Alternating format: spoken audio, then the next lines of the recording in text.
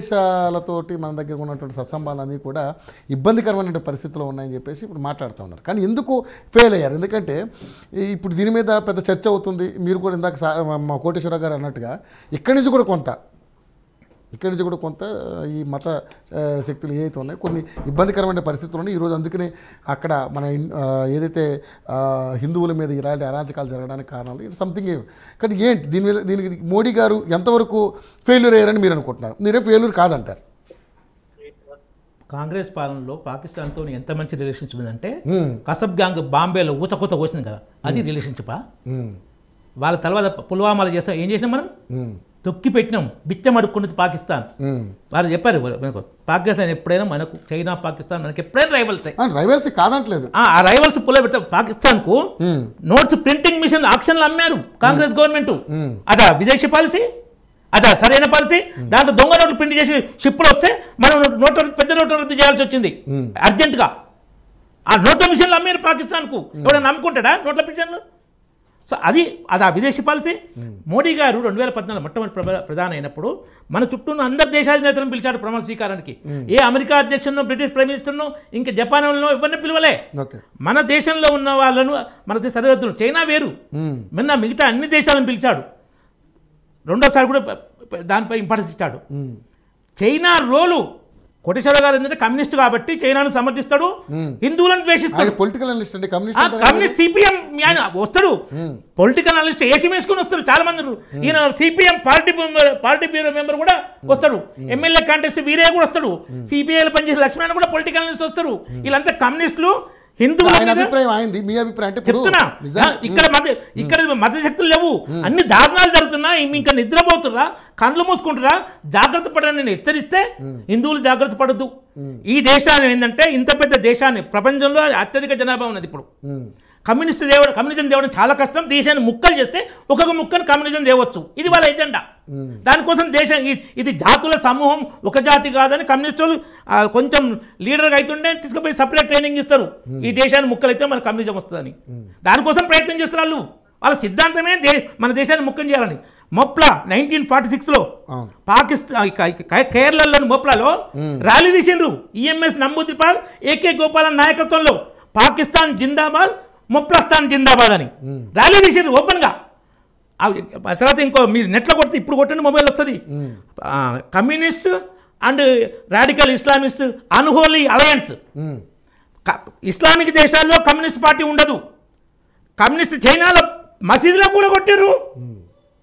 Communist దేశాల్లో ఇస్లాంకు choice ఉండదు. మన దేశంలో వీళ్ళిద్దరు దోస్తులు జిహాదీ టెర్రరిస్టులు, ఇస్లామిక్ జిహాదీలు, కమ్యూనిస్టు మన దేశంలో దోస్తులు. కమ్యూనిస్ట్ వీళ్ళు చైనాని అంతా ప్రాణాధికంగా చూస్తారు కదా. చైనాలో ఇస్లాం అక్కడ జింజియాంగ్ ప్రావిన్స్ ఎన్ని దారుణాలు జరుగుతున్నాయి మనం ఎన్ని చూడలేదు. మసీదులు కూడా కొట్టింది. దాన్ని గింత నోరు మెదపలు కమ్యూనిస్టులు. చైనా అంటే వాళ్ళకు స్వర్గం. మన దేశాన్ని ముక్కలు చేసి ఇక్కడ కమ్యూనిజం చేయాలని ప్లాన్ వేసుకుంటారు. సో కాబట్టి వాళ్ళ మాటలు పట్టుకుంటే మనం ఇది కాదు. తర్వాత మోడీ గారు ప్రతి దేశం పిలిచారు. శ్రీలంక ఒక షిప్ ఆ షిప్ పోయి మనమే పట్టణం కోసం, మనం దెబ్బతీయడం కోసం చైనా చేస్తే వాళ్ళు అప్పించారు. చైనా ఇరికించుకున్న దేశాలు అవి 3 దేశాలు. పాకిస్తాన్ ఇరిపించుకుందా ఆ ల్యాండ్ రూట్ కోసం. ఏమైంది? పాకిస్తాన్ బిచ్చమెత్తుకుంటుంది చైనా అప్పుల్లో ఇరుక్కపోయి. శ్రీలంక అదే పరిస్థితి వచ్చిందా? ప్రజలు తిరగబడ్డదా? రాజ్యం పోయిందా? సాయం చేసినవారు మనం. శ్రీలంక ప్రైమ్ మినిస్టర్ చెప్పిండు మాకు భారతదేశం సాయం చేసి మమ్మల్ని గట్టెక్కించిందని. పాకిస్తాన్ చేయాలంటే మన ఇందాక మీరు అన్నారు కమ్యూనిస్టులు ఏమైనా విరోధులు ఏం కాదు కదా. కమ్యూనిస్టులు మన దేశం ముక్కలైతేనే ఇక్కడ కమ్యూనిజం వస్తుంది. వాళ్ళకి కావాలి కమ్యూనిజం. దానికోసం దేశాన్ని ముక్కలు చేయాలి. ముక్కలు చేయాలంటే అడ్డం ఉన్నది హిందూ సమాజము, ఆర్ఎస్ఎస్, బీజేపీ. వీళ్ళని బదనాం చేయాలి, విషం చల్లాలి వీళ్ళ మీద నిరంతరం. డైరెక్ట్ కమ్యూనిస్ట్ చెప్తే ఎవరు నమ్మడు, ఎందుకంటే దేశంలో కమ్యూనిస్ట్ నమ్మట్లేదు. కేరళలో ఆ మతాల సహాయంతో ఉంది తప్ప మన దేశంలో ఎక్కడ కమ్యూనిజం పార్టీ లేదు. అప్పుడు ఈ మేకమన్న పులిలాగా విశ్లేషకులాగా వచ్చి మన భారతదేశం మీద, మోడీ మీద, బీజేపీ మీద, హిందుత్వం మీద విషయం చెప్తారు. చైనా బదిలీ చేస్తారు. కోటేశ్వరరావు గారు అడుగుతాం దీని మీద. అడిగితే చెప్తారు, ఒప్పుకుంటారు. ఒక విషయం చెప్తున్నా, ఒక్కొక్కటి దేశం.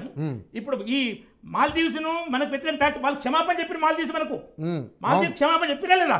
మోడీ గారిని అవమానకరంగా మాట్లాడి రాజీనామా చేసిన మినిస్టర్లు రాజీనామా చేసి కూడా శ్రీలంక మనతో మంచిగా ఉంది కదా.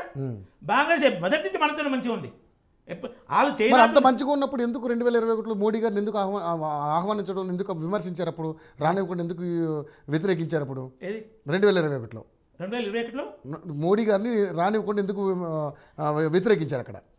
షేక్ హసీనా వీళ్ళు వ్యతిరేకించి ఏముంటుంది, ఆమె ఎక్కడ ఈ కరోనా విషయాలు కానీ వేరే పరిస్థితులు ఏమున్నాయో కానీ మళ్ళీ ఆమె రాలే, మన దగ్గరకు వచ్చి మొన్న వచ్చింది కదా, కలుసుకున్నారు కదా. ఎక్కడ మీరు 2021 సంఘటన ఏంటంటే కరోనా అయిందని నాకు దాని గురించి వివరాలు బట్టి నేను నేను కమ్యూనిస్ట్ లాగా వీళ్ళకి అబద్ధం చెప్పలేదు. నాకు విషయం తెలియనప్పుడు తెలియాలని చెప్తా, ఏదంటే ఇప్పుడు చూసి చెప్పమని చెప్తా, దానికి 2021 ఎక్కువ. కానీ ఎక్కడ షేక్ హసీనా గారు ప్రైమ్ మినిస్టర్ ఉన్నంత కాలం, షేక్ ముజీబ్ ఉన్నంత కాలం భారతదేశం వ్యతిరేకం లేదు. ఇందిరాగాంధీ కూడా షేక్ అప్పుడు వాళ్ళకు ఈమెకు షేక్ హసీనాకు ఆశ్రయం ఇచ్చింది ఇక్కడ. ఓకే, మన దళైలామాకు ఆశ్రయం ఇచ్చినమా చైనా వ్యతిరేకంగా ఎవరు ఇచ్చిన ఇచ్చిన లేదా? మనం ఈ షేక్ హసీనా విషయాలు ఏంటంటే మనం ఆశ్రయం ఇవ్వగలము, ఏ వెస్టర్న్ కంట్రీ సపోర్ట్ చేయదు. బంగ్లాదేశ్ మన మీద ఏడుస్తుంటుంది, అవసరం ఆ తెడ్డేకు. ఆమె బిడ్డ అక్కడ లండన్లో ఎంపీ, అక్కడ చెల్లెబిడ్డనే ఎవరు షేక్ హసీనా చెల్లెబిడ్డనో MP, labour party ruling party MP. కాబట్టి ఆమెకు వేరే దేశాలకు పోయే అవకాశం ఉంది. ఆమె ఎక్కడున్నా ఆమెకు మేము సపోర్ట్ చేస్తాం. ఎందుకంటే 2 దశాబ్దాల పాటు బంగ్లాదేశ్లో పాకిస్తాన్ లాగా ఇస్లాం టెర్రరిజం పెంచి మన దేశం గేటెక్కి పెట్టలే, ఆమె పెట్టకుండా చాలా కాపాడింది. ఆమె మీద గౌరవం ఉంది ఆమెకు. తస్లీమా నస్రీన్ చెప్పింది 92లో ఎన్ని ఘోరాలు జరిగినాయో బంగ్లాదేశ్లో. బుక్ రాసింది, లజ్జా అనే పుస్తకం రాసింది. లజ్జా అంటే సిగ్గు ఉండాలని, లజ్జా అక్కడ జరిగినది ఇందులో దాడుల గురించి ఏదో ఎప్పుడో ఒకసారి జరిగిన దాన్ని కవర్ చేసే ప్రయత్నం చేస్తారు. ఒక బంగ్లాదేశ్ మహిళనే అక్కడ దాడుల గురించి బుక్ రాసింది. ఆమె ఇక్కడ వచ్చినప్పుడు ఆమె ఎవరు నాస్తికురాలు, వీళ్ళు కూడా కొంతమంది నాస్తిక మీటింగ్లో పెడితే ఎంఐఎం లీడర్ వచ్చి దాడి చేసిండు. మళ్ళీ అప్పటి నుంచి వీళ్ళు దూరం అయిపోయారు. ఈ నాస్తిక వర్గం మొత్తం ఆమెకు తస్లీమా, ఎందుకంటే ఆమె ఇస్లామిక్ తప్పులను బయట పెడుతుంది, మాకు ముస్లిమ్స్ దూరం కావద్దు ఈ ఎజెండాలో. సో కాబట్టి అక్కడ ఇప్పటికీ ఫ్యానటిజం కంట్రోల్ అయ్యింది. అది జమాయతీ ఇస్లాము, చైనా, వెస్టర్న్ కంట్రీస్ అక్కడ ఫ్యానటిజం పెంచి ఇండియాని దెబ్బతీయాలి. కొన్ని వెస్టర్న్ కంట్రీస్ అన్ని కావు, కొన్ని మనం పేర్లు పెడితే బాగుండదు, చూస్తున్నాయి. అరబ్ కంట్రీస్ మనతో మంచిగా ఉన్నాయి. అరబ్ కంట్రీస్ నెహ్రూ వచ్చిన మోడీ వచ్చిన విదేశ పాలసీ ఏంటంటే ఒక్క నిమిషం, మీరు విదేశ పాలసీ అన్నారు కదా, 1968 69లో ఫస్ట్ పుట్టింది Islamic organisation IOC, Islamic organisation of Islamic countries, OIC organisation of Islamic countries. పుట్టినప్పుడు మొరాకో క్యాపిటల్ రబ్బాత్లో మీటింగ్ పెట్టారు, ఫస్ట్ మీటింగ్.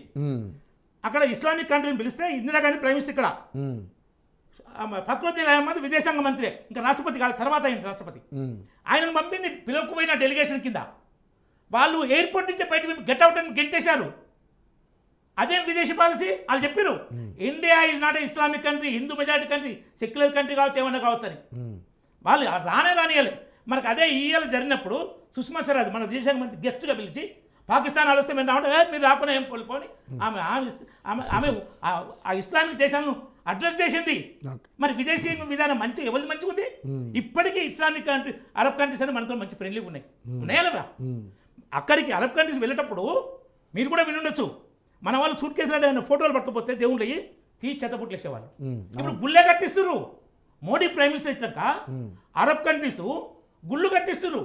ఇక మన విదేశాంగ విధానం బాగాలే అంటే ఏమైనా అర్థం ఉందా? రైట్ కోటేశ్వర గారు, ఈరోజు ఏదైతే ఈ అన్నిటికీ కారణం ఇక్కడ ఆధిపత్యం కోసం, కేవలం భారతదేశం పెంచడం కోసమే, భారతదేశ ఆర్థిక పరిస్థితిని కానీ అభ్యున్నతిని కానీ దెబ్బతీయడం కోసమే